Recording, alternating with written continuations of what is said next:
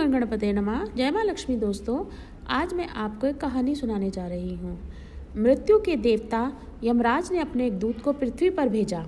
एक स्त्री मर गई थी, उसकी आत्मा को लाना था।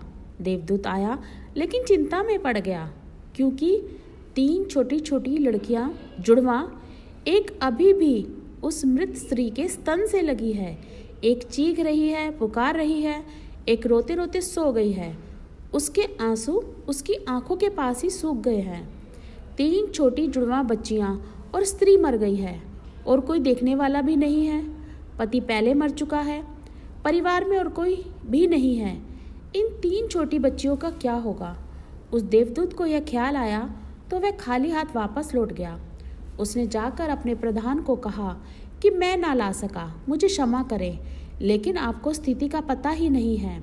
3 जुड़वा बच्चियां हैं, छोटी छोटी दूध पीती, एक अभी भी मृत स्तन से लगी है, एक रोते रोते सो गई, दूसरी अभी भी चीख पुकार रही है। मेरा हृदय उसे ला ना सका। क्या यह नहीं हो सकता कि इस स्त्री को कुछ दिन और जीवन दे दिया जाए? कम से कम लड़कियां थोड़ी बड़ी हो जाए, और कोई देखने वाला नहीं है। मृत्यु के देवता ने कहा, तो तू फिर समझदार हो गया, उससे ज़्यादा। जिसकी मर्जी से मौत होती है, जिसकी मर्जी से जीवन होता है, तो तूने पहला पाप कर दिया और इसकी तुझे सज़ा मिलेगी। और सज़ा यह है कि तुझे पृथ्वी पर चले जाना पड़ेगा। जब तक तू 3 बार ना हंस लेगा अपनी मूर्खता पर, तब तक वापस ना आ सकेगा। इसे थोड़ा समझना। 3 बार ना हंस लेगा अपनी मूर्खता पर, क्योंकि दूसरों की मूर्खता पर तो सभी हंसते हैं, पर अपनी मूर्खता पर हंसते हो तब अहंकार टूटता है। देवदूत को लगा वह राजी हो गया दंड भोगने के लिए, लेकिन फिर भी उसे लगा कि सही तो मैं ही हूँ और हंसने का मौका कैसे आएगा। उसे ज़मीन पर फेंक दिया गया। एक मोची सर्दियों के दिन करीब आ रहे थे और अपने बच्चों के लिए कोट और कंबल खरीदने शहर गया था। कुछ रुपए इकट्ठे करके जब वह शहर आ रहा था तो उसने राह के किनारे एक नंगे आदमी को पड़े हुए ठिठुरते हुए देखा। यह नंगा आदमी वही देवदूत था जो पृथ्वी पर फेंक दिया गया था। उसको दया आ गई और बजाय उसने अपने बच्चों के कपड़े खरीदने के, उसने इस आदमी के लिए कंबल और कपड़े खरीद लिए। इस आदमी को कुछ खाने पीने को ना था, घर भी ना था, छप्पर भी ना था जहाँ वह रुक सके। तो मोची ने कहा, अब तुम मेरे साथ ही जाओ, लेकिन अगर मेरी पत्नी नाराज़ हो, जो कि वह निश्चित होगी, क्योंकि बच्चों के लिए कपड़े खरीदने आया था, वह पैसे तो खर्च हो गए। अगर वह नाराज़ हो, चिल्लाए, तो तुम परेशान मत होना, क्योंकि थोड़े दिनों में सब ठीक हो जाएगा। उस देवदूत को लेकर वह मोची घर लौटा।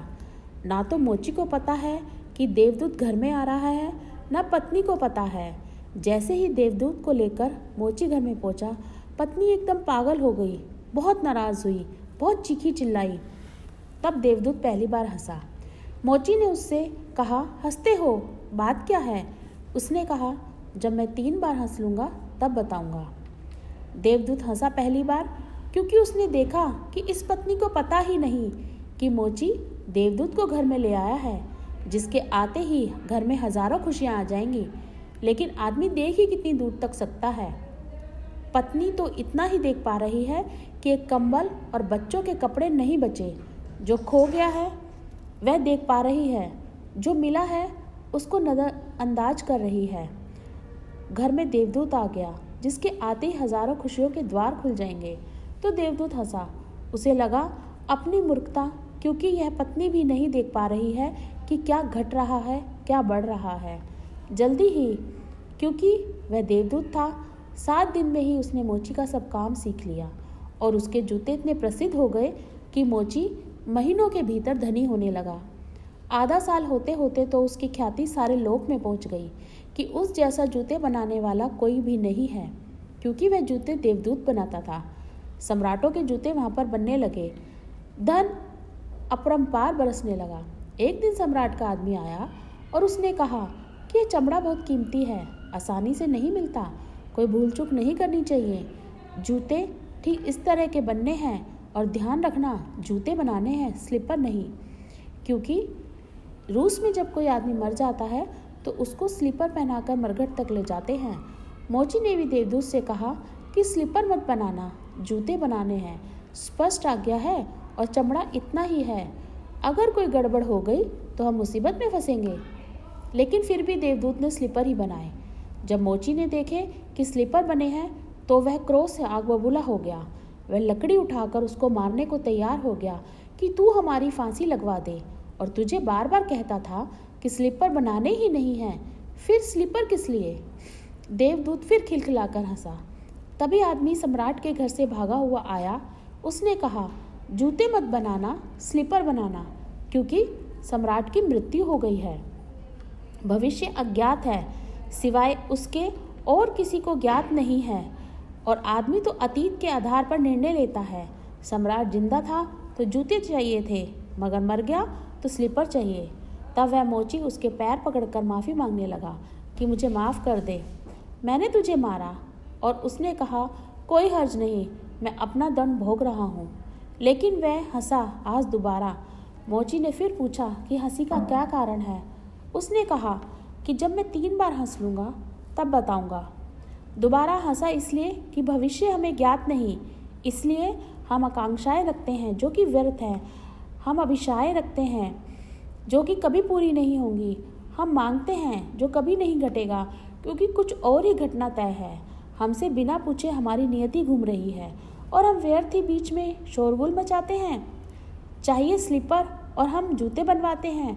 मरने का वक्त करीब आ रहा है और ज़िंदगी का आयोजन हम करते हैं।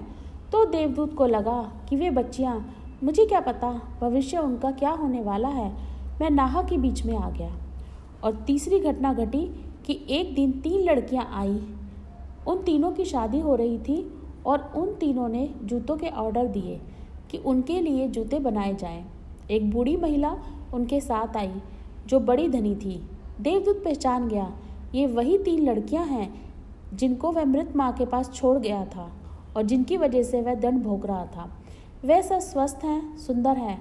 उसने पूछा कि क्या हुआ, यह बूढ़ी औरत कौन है। उस बूढ़ी औरत ने कहा कि ये मेरी पड़ोसिन की लड़कियां हैं। गरीब औरत थी, उसके शरीर में दूध भी न था, उसके पास पैसे लत्ते भी नहीं थे और 3 बच्चे जुड़वा। वह इन्हीं को दूध पिलाते पिलाते मर गई। लेकिन मुझे दया आ गई, मेरे कोई बच्चे नहीं हैं और मैंने इन तीनों बच्चियों को पाल लिया।